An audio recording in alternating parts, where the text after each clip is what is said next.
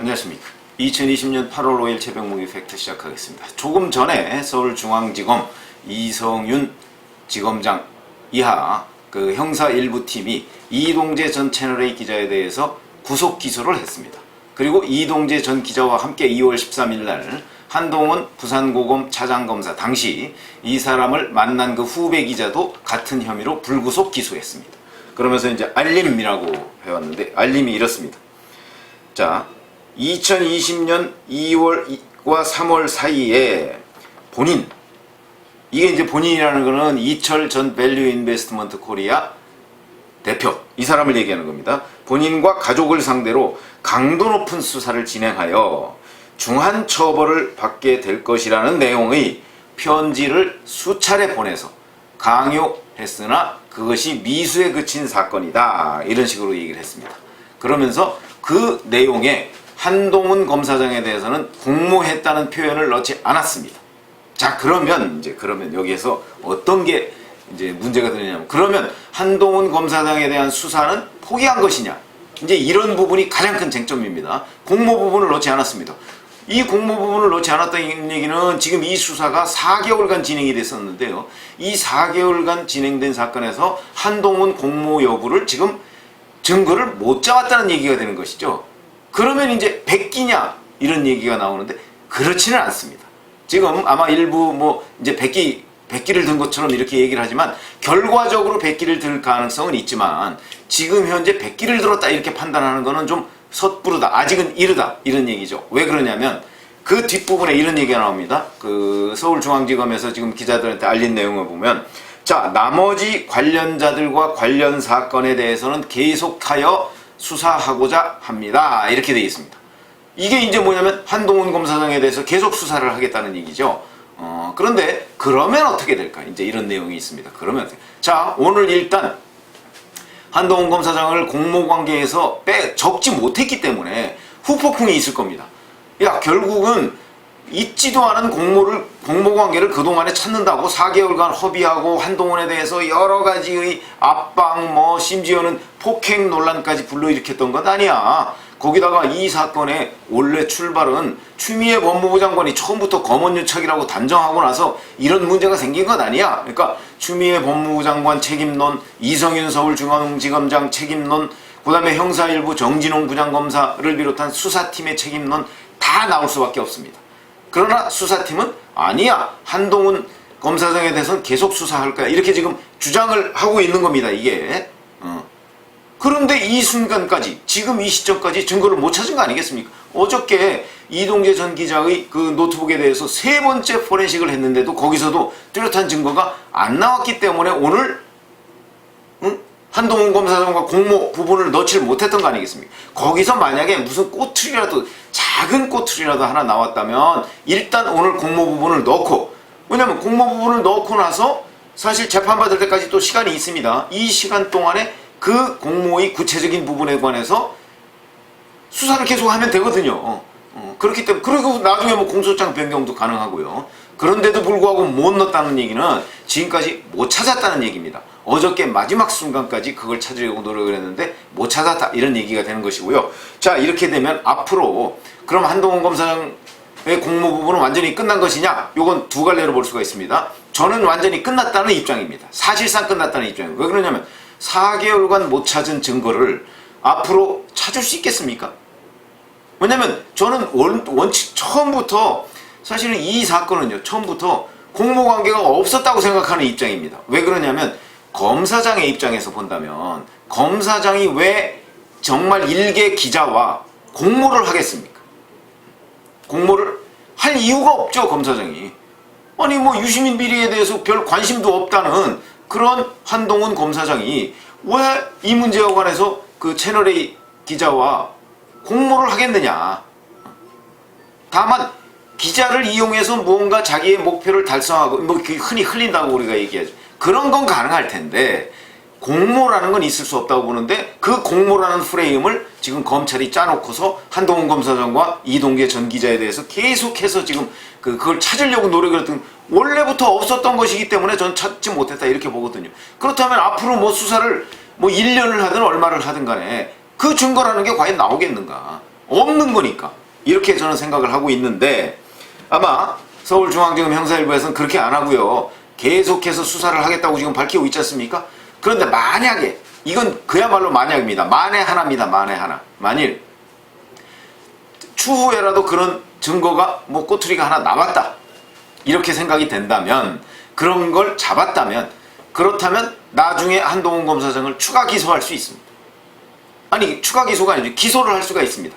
그리고 바로 이 공모 부분에 관해서 공동정범으로 이동재 기자를 공소장 변경을 하든가 뭐 추가로 하겠죠. 뭐 일각에서는 공소장 변경 굳이 안 해도 그냥 한동훈 검사장을 공범으로 기소를 함으로써 이 둘의 공범관계가 성립한다. 이렇게 얘기하는 사람도 있습니다. 뭐 그것도 판례가 있다고 하거든요. 그렇게 된다면 제가 보건대는 앞으로 중앙지검은 오늘 이제 이 증거를 못 잡았다고 해서 공모관계를 거기에 넣지는 못했지만 아마 수사를 계속한다고 한 만큼 한동훈 검사장을 계속해서 괴롭히려고 할 것이다. 그거는 분명해 보인다. 그러니까 지금 일단 100기를 들었지만 이 100기가 정말 최종적인 100기는 아니다. 여기까지 지금 말씀을 드릴 수 있을 것 같습니다. 계속해서 뭔가 한동훈 검사장의 조사를 할 것이다. 그럼 한동훈 검사장은 거기에 대해서 어떻게 대응하겠습니까? 본인은 아마 응하지 않을 겁니다. 왜냐면 증거 자체가 없는데. 그리고 저는 증거뿐만이 아니고 의혹도 없다고 생각을 합니다. 지금 검찰이 수사심의위원회나 아니면 그동안에 그 대검에 보고한 내용들을 종합적으로 본다면 이 한동훈 검사장과 이동재 전 기자가 공모했다고 본 그 의혹의 핵심에는 2월 13일 대화가 있었습니다. 근데 2월 13일 대화는 전문의 녹음 파일과 녹취록이 다 나왔습니다. 그걸 읽어보면 이거는 공모가 있었다는 증거가 아니고요. 공모가 없었다는 증거입니다. 그렇기 때문에 의혹 자체가 저는 없다고 보는 입장입니다. 의혹 자체가 없는데 어떻게 증거를 찾을 수가 있겠습니까? 그렇기 때문에 제가 보건대는 한동훈 검사장 소환한다고 해서 한동훈 검사장이 응할 이유가 없을 것으로 보이고요. 이제는 오히려 시간은 한동훈의 편이다. 이런 생각이 듭니다. 그래서 한동훈 검사장이 어제죠. KBS에 오보를 낸 그 기자, 법조팀장, 보도본부장 등등에서 8명에 대해서 5억 원을 연대해서 배상하라. 이런 손해배상 소송을 냈습니다. 물론 이것이 굉장히 오래 가겠죠. 이 법적인 그 다툼은. 그렇긴 하지만 일단 그렇게 소송을 제기해 놨고요. 그 다음에 본인이 소환에 응할 것인가 말 것인가는 자 지금 서울중앙지검 지금 가장 지목을 받고 있는 사람이 신성식 3차장 검사입니다. 이 사람이 KBS에 이 내용을 흘린 것 아니냐 이렇게 지목을 당하고 있죠. 본인은 아니다 자기 뭐 연락한 적도 없다 이렇게 지금 주장을 하고 있지만 이 부분과 관련해서도 그 사람이 누구인지 이걸 정확하게 밝히기 전에는 나는 검찰 소환에 응할 수 없다. 지금 한동훈 검사장은 이렇게 반격을 가하고 있습니다. 그렇기 때문에 자 지금부터 남은 거는요. 한동훈 검사장이 이 소송, 손해배상 소송을 계속해서 끌고 가는 문제가 남았고요. 그 다음에 그 KBS의 오보를 초래한 중앙지검 간부가 누구냐 하는 부분을 밝히는 일이 남았고 이 밝히는 것은 중앙지검이 스스로 밝혀야 되는데 스스로는 안 밝힐 것이고 제가 보건대는 KBS 측에 KBS인 연대라고 하는 그 임시기구가 있습니다. 이 임시기구에서 아마 뭐 곧 밝힐 것이다 이런 얘기들이 있는데 그거는 현재까지는 소문이고 아직 분명한 건 없습니다만 여하튼 밝힐 가능성이 있고요. 그 다음에는 자 이제 시민단체나 누구 뭐 이런 사람들이 이 부분에 관해서 이제 고발이 들어갈 가능성이 매우 높다. 그렇게 되면 그 부분에 관해서 검찰이든 누구든 또 수사를 안 할 수가 없을 것이다 라는 부분이고요. 자 그 다음에는 이제 추미애 법무부 장관이 그동안에 3월 31일 날 MBC에서 검언유착이라는 프레임을 짜서 보도를 했죠. 그 한 이후에 추미애 법무부 장관은 이 사건에 관해서 검언유착이라고 단정하고 그동안에 계속 지시를 했었습니다. 이 부분에 대한 책임을 져야 됩니다. 그 책임은 아마 지금 이제 침묵하려고 할 겁니다. 왜 그러냐면 아니 검찰이 계속 수사한다고 그랬으니까 그 수사를 지켜보자 이런 식으로 아마 뭉개려고 할 텐데 이 부분에 관해서 뭐 야당을 비롯하여 시민단체 등에서 추미애 장관의 그 검언유착 단정에 대한 책임을 반드시 물어야 할 것이다 라는 생각이 들고요. 그 다음에 이 수사는 서울중앙지검 수사팀이 지금 그 사실상 100기를 들고도 100기라고 지금 인정을 안 하고 있는 건 아니겠습니까? 이 부분에 관해서 정확하게 진상규명을 해야 된다.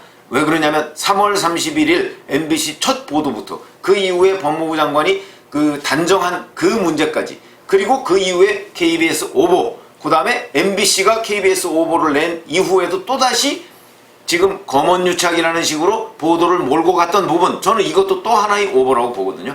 이런 부분까지도 과연 이게 누구의 기획이었는가, 누가 장난한 것인가 하는 부분에 관해서 컨트롤 타워를 저는 밝혀야 된다고 봅니다. 이 부분은 아마 길고 긴 싸움이 될 것이고요. 그 부분과 관련해서 한동훈 검사장도 어느 정도는 역할을 해야 될 것이다. 그래서 지금까지는 이 사람들이 사실상의 백기를 들었으면서도 이 부분을 인정을 하지 않고 있는 거 아니겠습니까?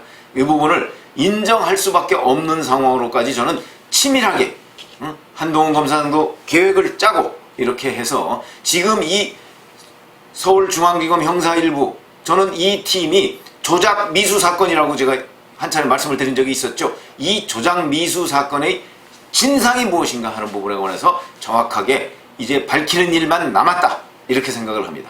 그래서 시청자 여러분들도 이 조작 미수 사건, 이건 강요 미수 사건이 아니고요, 조작 미수 사건입니다. 자, 그러면 이제 이동재 기자의 강요 미수 단독 범행이 되는데, 과연 검찰이 뒷 배경이 없는데도 불구하고 강요 미수 단독 범행이 될까? 이 부분에 관해서는 좀 엇갈리는 견해들이 있는데, 이제 본인이 뭐 여러 가지를 조작한다든가, 이동재 기자가 뭐 이런 부분이 좀 있습니다. 편지에도 보면 마치 검찰을 동원해서 뭔가를 할 것처럼, 이렇게 되면 이제 이철 전 VIK 대표가 뭐 이 사람이 법조 출입기자니까 좀 위협을 느꼈다, 이렇게 얘기를 하면 그거는 뭐 인정될 수 있다는 견해도 있고, 재판에서 그렇지 않은 견해도 있는데, 그거는 이제 재판 결과를 지켜보기로 하시고요. 일단 한동훈 검사장의 이 문제, 공소장에 넣지 못한 문제가 무엇을 의미하느냐 하는 부분에 대해서 설명을 드렸습니다. 감사합니다.